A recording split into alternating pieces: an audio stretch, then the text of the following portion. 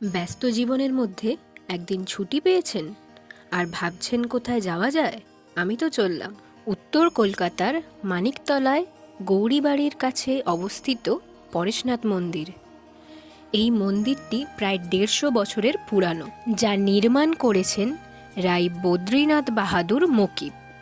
চারিদিকে ফুলের গাছ, বাগান মন্দিরের পরিবেশকে আরও আকর্ষণীয় এবং মনোরম করে তুলেছে। ১৮৬৭ সালে মন্দিরের নামকরণ হয় ২৩তম জৈন তীর্থঙ্কর পরেশনাথের নাম অনুসারে। অসম্ভব সুন্দর এই মন্দিরটি পুরোটাই তৈরি সাদা মার্বেল পাথর এবং রঙিন কাঁচ দিয়ে। একটা আশ্চর্য বিষয় হলো ১৫৬ বছর ধরে একটা প্রদীপ জ্বলছে এই মন্দিরে। এই প্রদীপের শিখায় কিন্তু কালি পড়ে না। এটা সত্যি কলকাতার মধ্যে এক টুকরো বিদেশ। এক দেখায় এটি বিদেশের থেকে কম কিছু নয়।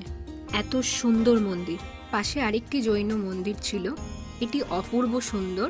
এখানে ভগবান এবং জৈন তীর্থঙ্করদের মূর্তি আছে। দেখতে দেখতে তো সন্ধেই হয়ে এলো। আমাদের এই মিনি ভ্লগটা আপনাদের কেমন লাগলো অবশ্যই জানাবেন, আর যারা যারা গেছেন তারা কমেন্ট করবেন আপনাদের অভিজ্ঞতা। টাটা।